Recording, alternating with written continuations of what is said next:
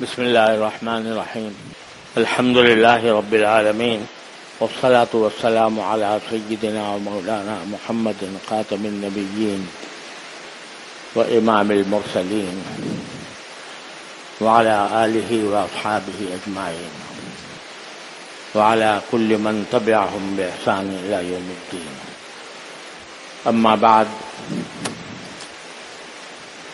میرے بہن محترم بھائیوں، بزرگوں، دوستوں، السلام علیکم ورحمۃ اللہ تعالی وبرکاتہ۔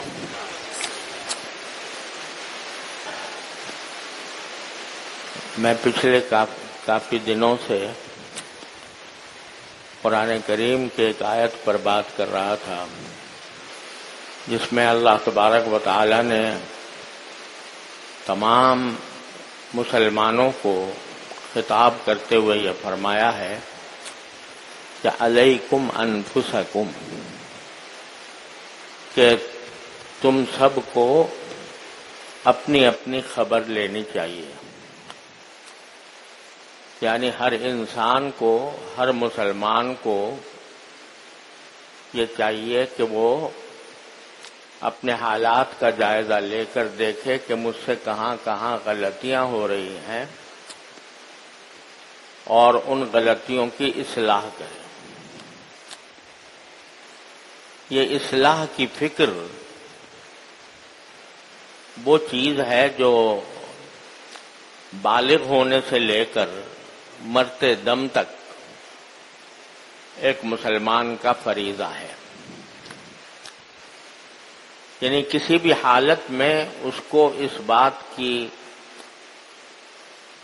کا خیال نہ ہونا چاہیے کہ بس میں مکمل ہو گیا اور اسلام کے جتنے تقاضے ہیں وہ میں نے سارے پورے کر لیے، بلکہ ہر وقت اپنی اصلاح کی طرف متوجہ رہنا چاہیے، چاہے کتنا بڑا عالم بن جائے، لوگ اس کو مقدس سمجھنے لگیں، لوگ اس کی اقتداء کرنے لگیں، پھر بھی اس کو چاہیے کہ وہ اپنا جائزہ لیتا رہے۔ یہ لوگوں کی تعریف جو ہے کہ لوگ کسی کو بہت بڑا علامہ کہہ دیتے ہیں، بہت بڑا عالم کہہ دیتے ہیں، بہت مقدس شیخ کہہ دیتے ہیں، تو وہ بیچارے تو صرف ظاہری حالات کو دیکھ کر کہتے ہیں کہ ایک آدمی کا علم بہت اچھا ہے، یا اس کو دیکھا ہے کہ بھئی نمازوں میں آتا ہے، باجماعت نماز ادا کرتا ہے، لوگوں کو باز کہتا ہے، لوگ اس کی بات سن کر کچھ اثر بھی لیتے ہیں۔ ان باتوں کو دیکھ کر ایک عام آدمی یہ فیصلہ کر لیتا ہے کہ بھئی یہ بڑا مقدس بزرگ ہے، اور اس کو طرح طرح کے القاب بھی دے دیتے ہیں۔ لیکن ان لوگوں کے تعریف کر دینے پر آدمی کو اس دھوکے میں نہ پڑنا چاہیے کہ میرے اندر اب کسی اصلاح کی ضرورت نہیں ہے اور میں تمام غلطیوں سے پاک ہوں، اس لیے کہ پتہ نہیں اندرونی حالات اس کے کیسے ہیں، باطن کے حالات کیسے ہیں۔ اس واسطے لوگ اگر تعریف کرتے ہیں تو اس کو بے شک یہ شکر ادا کرنا چاہیے کہ اللہ آپ نے ان پر میری اچھائیاں ظاہر فرمائیں، اس لیے یہ لوگ میرے بارے میں خوش گمانی میں ہیں، اور میرے عیوب آپ نے ان سے چھپا دیے، جس کی وجہ سے یہ میری تعریف کرتے ہیں۔ تو در حقیقت میں تعریف کا مستحق نہیں ہوں، آپ تعریف کے مستحق ہیں کہ جنہوں نے میری اچھائیاں لوگوں پر ظاہر کی اور برائیوں کو چھپا لیا۔ تو اس لیے آدمی دنیاوی اعتبار سے کتنا مشہور ہو جائے اور لوگ اس کی تعظیم کرنے لگیں، لیکن کسی بھی وقت اس کو اپنی اصلاح سے غافل نہ رہنا چاہیے، کیونکہ یہی چیزیں بعض اوقات اس کے اندر تکبر پیدا کر دیتی ہیں، بعض اوقات عجب پیدا کر دیتی ہیں کہ بھئی اتنے سارے لوگ میری تعریف کر رہے ہیں تو میں کچھ تو ہوں گا، یہ دماغ میں خیال آ جاتا ہے۔ اور مثال اس کی وہ ہوتی ہے جو ایک مشہور آدمی تھے جن کو اشعب کہا جاتا ہے، اشعب قماع، لالچی، بہت لالچی تھے۔ تو وہ ہر وقت ان کی یعنی یہ مشہور ہے کہ ہر موقع پر وہ کسی نہ کسی اپنی لالچ کا اظہار کرتے تھے۔ ایک مرتبہ برتن بنانے والوں کے پاس سے گزر رہے تھے تو ان برتن بنانے والوں سے کہا بھائی ذرا بڑے بڑے بنانا برتن۔ انہوں نے کہا بھائی کیوں؟ کہنے کہ ہو سکتا ہے جو برتن تم بناؤ اس میں کوئی میرے لیے کھانا لے کے آ جائے، کوئی تحفہ لے کے آ جائے، تو ذرا بڑا ہو تو اچھا ہے۔ ہر وقت اس کی فکر اسی قسم کی تمام میں رہتی تھی۔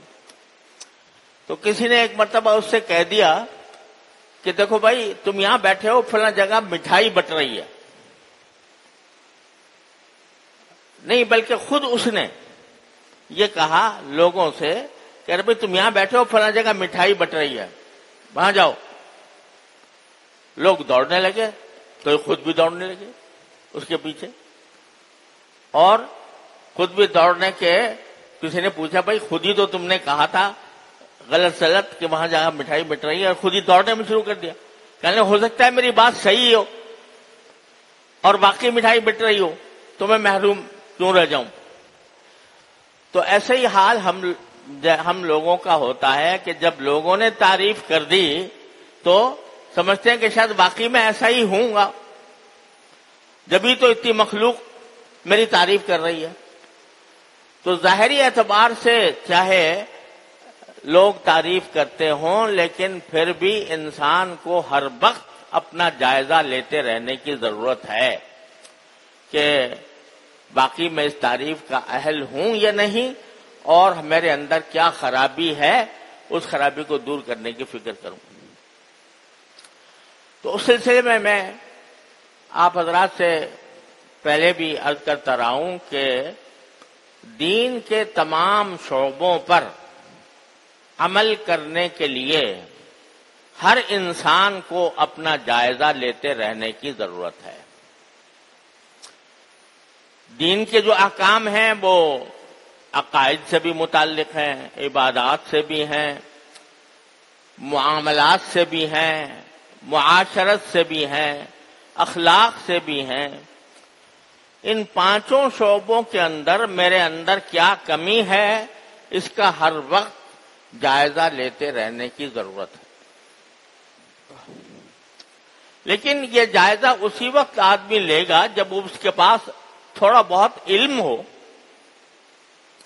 اتنا علم تو ہو کہ وہ سمجھ سکے کہ کیا جائز ہے کیا ناجائز ہے، اور اگر عبادات ہیں تو وہ کس طرح ادا کی جائیں، معاملات ہیں خرید و فروخت کے، سودا سلف کے، تو وہ کس طرح انجام دیے جائیں، لوگوں کے ساتھ ملنا بیٹھنا ہو تو اس میں اسلام کے احکام کیا ہیں، اور کیسے اخلاق لوگوں کے ساتھ برتنے چاہیے، اس کا علم ہونا ضروری ہے۔ لہذا سب سے پہلی چیز اپنی اصلاح کے لیے جو انسان کے ذمہ ضروری ہے وہ ضروری علم حاصل کرنا۔ ضروری علم میں اس لیے کہہ رہا ہوں کہ پورا علم قرآن و حدیث کے تمام علوم کا علم جو آج کل درس نظامی میں پڑھایا جاتا ہے وہ ہر انسان کے ذمے فرض نہیں ہے۔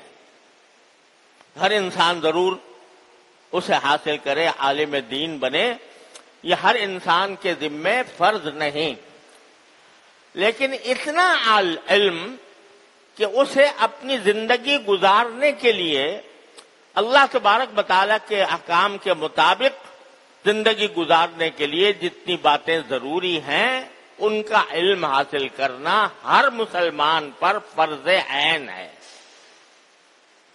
فرض عین کا مطلب ہے ہر فرد پر فرض ہے، ہر انسان پر فرض ہے. اور اس علم کی نوعیتیں جو فرض ہے، نوعیتیں وہ افراد کے لحاظ سے مختلف ہوتی رہتی ہیں.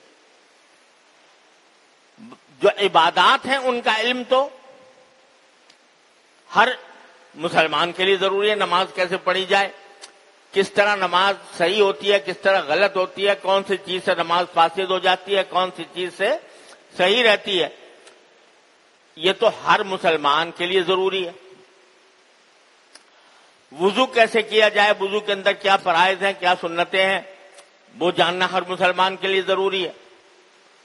روزے، زکوٰۃ، حج وغیرہ کے احکام بھی بقدر ضرورت جان لینا ہر مسلمان کے ذمے فرض عین ہے. افسوس ہے کہ ہمارا جو نظام تعلیم اسکولوں، کالجوں میں، یونیورسٹیوں میں پڑھایا جاتا ہے، اس میں دین کی تعلیم کا جو ضروری حصہ ہے، فرض عین ہے، وہ بھی اس میں شامل نہیں ہوتا. اسلامیات کے نام سے 1 گھنٹہ ہوتا ہے اور وہ بالکل اس کی کوئی اہمیت نہیں سمجھی جاتی. اس میں دین کے بنیادی احکام تک کا علم نہیں ہوتا.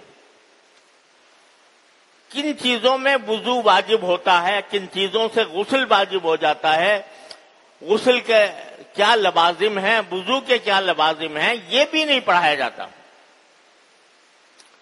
نتیجہ یہ کہ پوری قوم جو ہے، جو اس نظام تعلیم کے ذریعے کھڑی ہو رہی ہے، اس قوم کو دین کے بنیادی امور تک کا پتہ نہیں.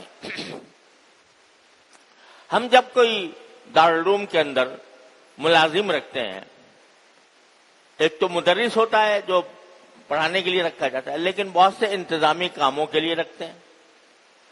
ایسے انتظامی کام جیسے مثلا کوئی اکاؤنٹنٹ رکھنا ہے، محاسب رکھنا ہے، حساب رکھنے والا، یا بجلی کا کام کرنے کے لیے، یا پلمبنگ کا کام کرنے کے لیے، یا صفائی وغیرہ کے لیے.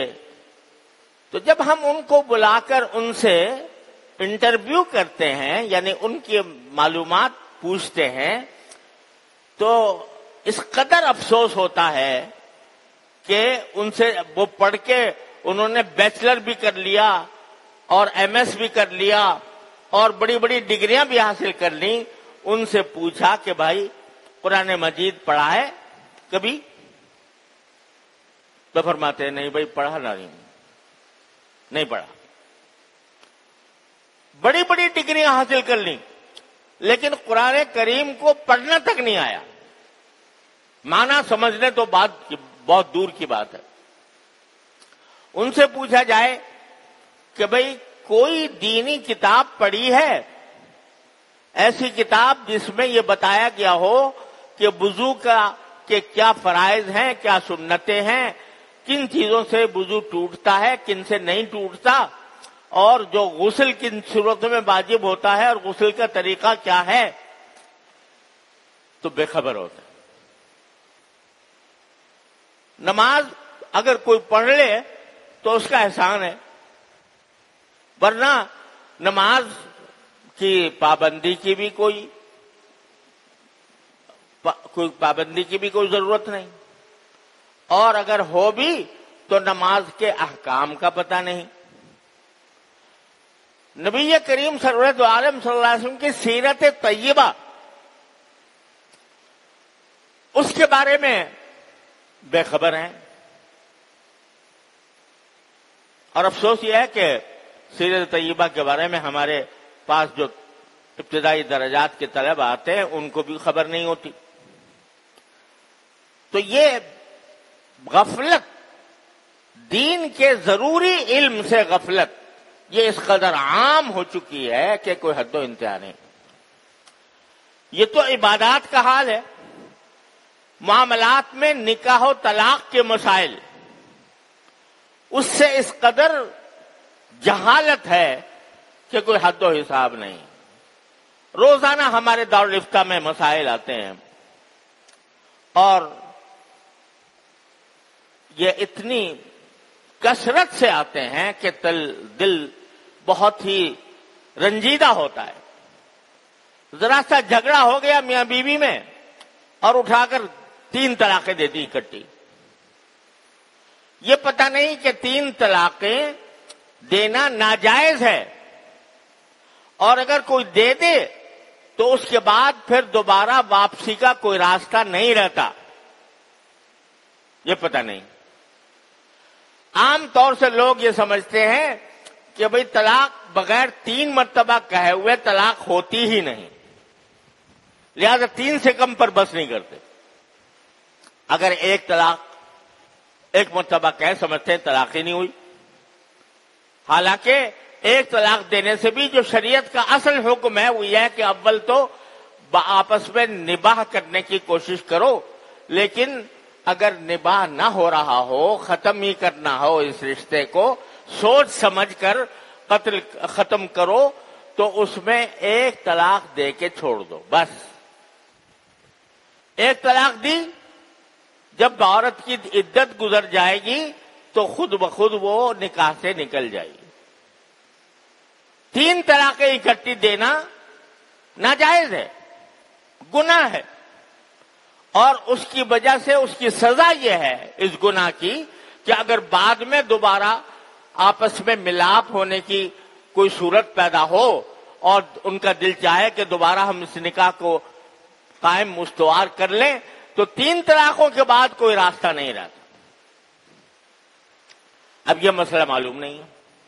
روز ہمارے پاس دارالفتہ میں شاید 1/3 سوالات جو ہیں وہ نکاح اور طلاق سے متعلق ہوتے ہیں، اور نکاح اور طلاق سے متعلق اسی وجہ سے ہوتے ہیں کہ بنیادی مسائل نکاح کے پتہ نہیں، بنیادی مسائل طلاق کے پتہ نہیں، جو ہر مسلمان کو کم از کم جاننے چاہیے، وہ بھی پتہ نہیں۔ اسی طرح معاملات میں روز جھگڑے ہمارے سامنے آتے ہیں کہ شروع میں کوئی حساب کتاب نہیں رکھا، کاروبار میں کوئی حساب کتاب نہیں رکھا، کئی آدمی مل کے کام کر رہے ہیں، کس کا کتنا حصہ ہوگا، وہ جو کام کر رہا ہے وہ شریک کے طور پر کر رہا ہے یا مضارب کے طور پر کر رہا ہے یا تنخواہ کے اوپر کر رہا ہے، کچھ نہیں، کوئی بات طے نہیں۔ اور 10-20 سال جب گزر گئے، کرنے والوں کے بچے ہو گئے، ان بچوں نے مطالبات شروع کر دیے، تو اس وقت جھگڑا کھڑا ہو گیا کہ بھئی کس کا کتنا حصہ ہونا چاہیے۔ جب ساری ڈور الجھ گئی اور معاملات صحیح نہیں کیے، ڈور الجھ گئی، تو بیچارے مفتی کی مصیبت آتی ہے کہ تم حل کرو اس الجھی ہوئی ڈور کو، تم سلجھاؤ۔ کیوں؟ اس لیے کہ جو بنیادی علم جو ہر انسان، ہر مسلمان کو ہونا چاہیے تھا وہ نہیں ہو، اس لیے گڑبڑ کرتے رہتے ہیں۔ ایک مکان میں رہتے ہیں، باپ بھی ہے، بیٹا بھی ہے، ایک بیٹے ایک سے زیادہ ہیں، بیٹے نے کچھ رقم لگا دی مکان کو تعمیر کرنے کے لیے، کوئی کمرہ تعمیر کر لیا، کسی دوسرے نے دوسرا کر لیا، کسی نے کچھ بھی نہیں کیا، باپ کا انتقال ہو گیا۔ اب مسئلہ کھڑا ہو گیا کہ بھائی کس کا کتنا حصہ ہوگا، اور یہ جو بیٹے نے تعمیر کی تھی وہ آیا اس کی ہوگی یا باپ کے ترکے میں شمار ہوگی، اور سارے ورثہ میں تقسیم ہوگی۔ کیونکہ معاملہ واضح نہیں کیا، اس لیے جھگڑا پیدا ہوا۔ اللہ تبارک و تعالی نے اور اللہ کے رسول صلی اللہ علیہ وسلم نے ہمیں یہ بتایا ہے کہ ہر معاملہ صاف ستھرا ہونا چاہیے۔ قرآن کریم نے پورا ایک رکوع اس پر نازل فرمایا کہ یا ایھا الذین آمنوا اذا تداینتم بدین فاکتبوہ الی اجل مسمى فاکتبوہ، کہ جب تم آپس میں کوئی ادھار کا معاملہ کرو کسی بھی قسم کے ادھار کا، تو اس کو لکھ لیا کرو۔ یہ حکم اس وقت آ رہا ہے جبکہ لکھنے والے اس عرب کے معاشرے میں کم تھے۔ بہت کم ایسے لوگ تھے کہ جن کو لکھنا آتا تھا، لیکن قرآن اس وقت کہہ رہا ہے کہ جب تمہارے درمیان کوئی ایسا معاملہ ہو جس میں دوسرے کے اوپر کوئی رقم واجب ہوتی ہو تو اس کو لکھ لیا کرو۔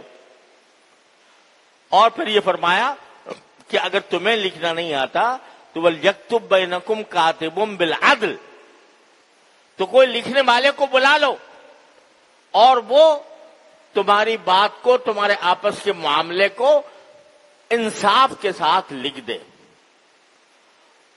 اور جو لکھنے والا ہے اس کو بھی فرمایا کہ بھئی اگر تمہیں بلایا جائے لکھنے کے لیے تو تم انکار نہ کیا کرو بلکہ لکھ دیا کرو۔ کیوں؟ تاکہ معاملات صاف رہیں۔ لیکن ہمارے معاشرے میں ایسی مصیبت آ گئی ہے کہ معاملات صاف رکھے ہی نہیں جاتے۔ کون سی چیز کس کی ملکیت ہے اور اس کا کتنا حصہ ہے، یہ بات کہیں واضح نہیں کی جاتی۔ نتیجہ کے جھگڑے کھڑے ہو جاتے ہیں۔ ہمارے دارالفتہ میں روزانہ دسیوں مسائل ایسے آتے ہیں کہ جب سارا معاملہ ختم گڑبڑ ہو گیا اور جو اصل مالک تھا وہ دنیا سے چلا گیا، اب برسا میں جھگڑا ہو رہا ہے۔ جھگڑا کیوں ہو رہا ہے؟ اس لیے کہ شروع میں بات واضح نہیں کی گئی تھی۔ اگر بیٹا جس وقت تعمیر کر رہا تھا باپ کے مکان میں تو یہ بات واضح ہو جاتی، باپ صاف کر لیتا کہ بھئی یہ جو تم تعمیر کر رہے ہو یہ تم میرے لیے میرے ساتھ ایک حسن سلوک کر رہے ہو اور یہ میرا ہی ہوگا، یا تم اپنی ذات کے لیے تعمیر کرنا چاہتے ہو۔ صاف صاف بات کر لیتے، اس وقت بات لکھی جاتی تو آگے جھگڑا نہ ہوتا۔ لیکن جھگڑا اس لیے ہو رہا ہے کہ بات صاف نہیں کی، قرآن کے حکم پر عمل نہیں کیا۔ کیوں نہیں کیا؟ اس لیے کہ جانتے ہی نہیں کہ دین میں کیا حکم ہمیں دیا گیا، علم حاصل نہیں۔ لہذا ہر انسان کو، جو میں نے عرض کیا کہ ضروری علم حاصل کرنا ہر انسان کے ذمے فرض عین ہے۔ اگر تجارت کر رہے ہو تو تجارت کے احکام جاننا یہ تمہارے ذمے فرض عین ہے۔ کس قسم کی بے، کس قسم کی خریداری، کس قسم کی فروختگی جائز ہوتی ہے، کون سی ناجائز ہوتی ہے۔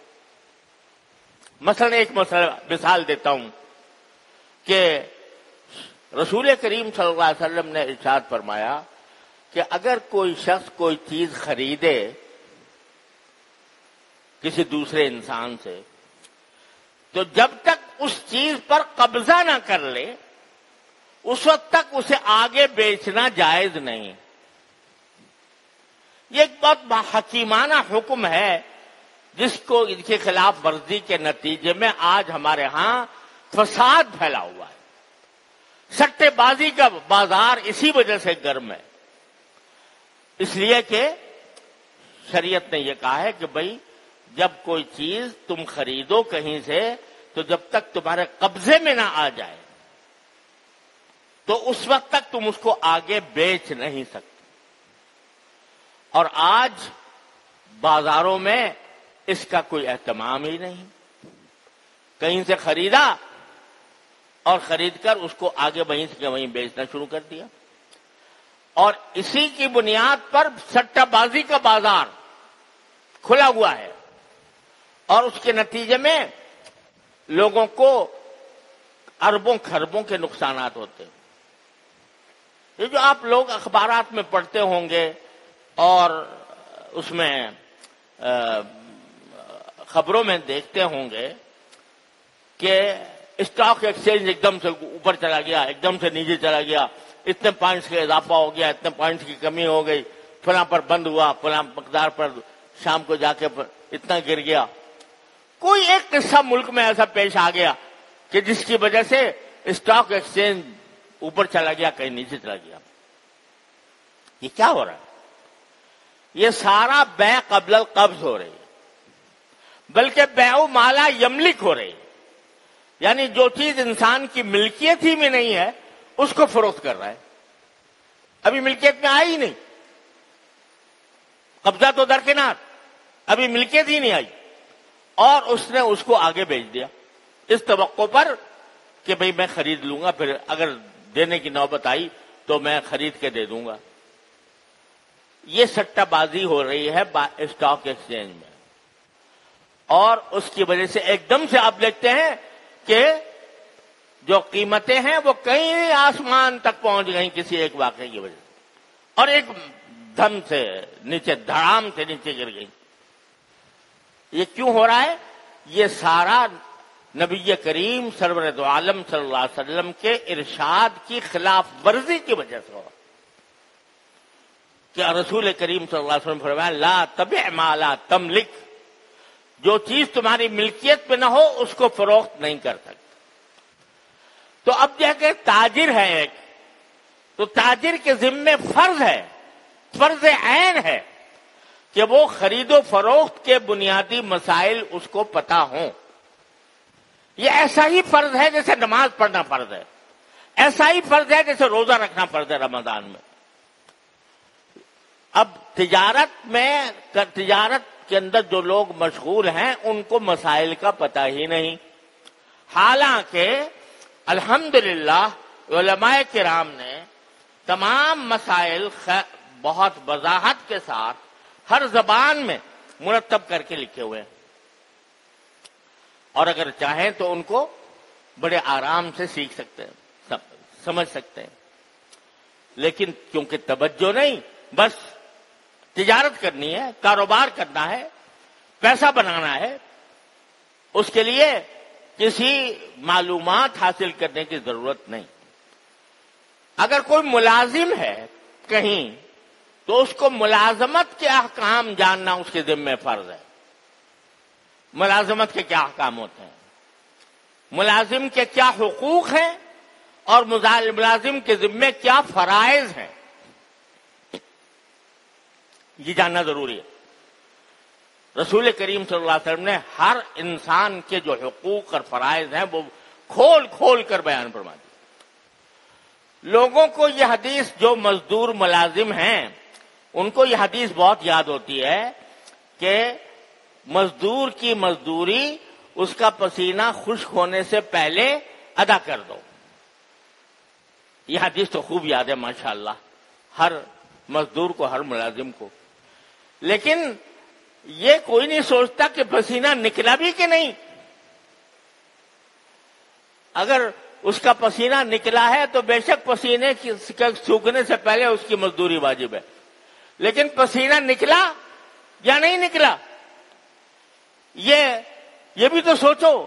یعنی جس کام کے لیے تمہیں ملازم رکھا گیا تھا اس کام کو تم نے صحیح طریقے سے انجام دیا یا نہیں. جو اوقات تمہارے متعین کیے گئے تھے ان اوقات میں تم نے کام کیا یا نہیں کیا. اگر ملازمت کے آپ کے 8 گھنٹے تھے اور اس 8 گھنٹے میں سے آپ نے 1 گھنٹہ چوری کر لیا، یعنی 1 گھنٹہ آپ نہیں گئے، دیر سے پہنچے یا جلدی اٹھ کے چلے گئے، اوقات کی پابندی نہیں کی، تو جتنا وقت آپ نے گزارا کام کے بغیر، ان 8 گھنٹوں میں سے جتنا وقت کام کے بغیر گزارا، چاہے تلاوت ہی کیوں نہ کر رہے ہو، اس وقت کی تنخواہ تمہارے لیے حرام ہو گئی. یہ مسئلہ یا یاد ہے بس کہ مزدور کی مزدوری اس کا پسینہ سوکھنے سے پہلے ادا کر دو. بے شک یہ جو کسی کو ملازم رکھے اس کا یہ فریضہ ہے کہ اس کی اجرت بر وقت ادا کر دے، جلدی ادا کر دے. لیکن مزدور کا بھی کچھ فریضہ ہے کہ نہیں؟ اس کا فریضہ یہ ہے کہ وہ پورا کام محنت کے ساتھ اور وقت اپنا خرچ کر کے، اتنا وقت خرچ کر کے جتنا اس کے ذمہ لازم کیا گیا ہے وہ پورا کرے. اب یہ مسائل اور یہ احکام یہ غفلت کا شکار ہیں، ان کی بارے معلومات نہیں ہے۔ تو اگر کوئی تاجر ہے تو تجارت کے بارے میں معلومات ہونا ضروری ہے کہ اس میں کون سی تجارت جائز ہے، کون سی ناجائز ہے۔ ملازم ہے تو ملازمت کے مسائل اس کو معلوم ہونے چاہیے۔ کاشتکار ہے، زراعت پیشہ ہے، تو اس کو پتا ہونا چاہیے کہ کاشتکاری کے بارے میں اللہ اور اس کے رسول صلی اللہ علیہ وسلم کے کیا احکام ہیں۔ کسی بھی پیشے سے منسلک انسان ہو تو اس پیشے کے بارے میں جو احکام اللہ اور اللہ کے رسول صلی اللہ علیہ وسلم نے عطا فرمائے ہیں ان کا جاننا ضروری ہے۔ وہ علم فرض عین ہے ہر انسان کے ذمہ، اس کا اہتمام کرنے کی ضرورت ہے۔ اور اس کے لیے میں تجویز یہ دیتا ہوں کہ ہر مسلمان اپنے اوقات میں سے کچھ وقت، چاہے وہ رات کو 10-15 منٹ ہی کیوں نہ ہو، وہ نکالے اور اس میں دین کے احکام سیکھنے کی کوشش کرے۔ کتابیں موجود ہیں، اسوہ رسول اکرم صلی اللہ علیہ وسلم ہمارے ڈاکٹر صاحب صلی اللہ علیہ وسلم کی کتاب ہے، بہشتی گوہر ہے جو جس میں مسائل بیان کیے گئے ہیں، صفائی معاملات ہے، حضرت تھانوی رحمۃ اللہ علیہ کی کتاب ہے۔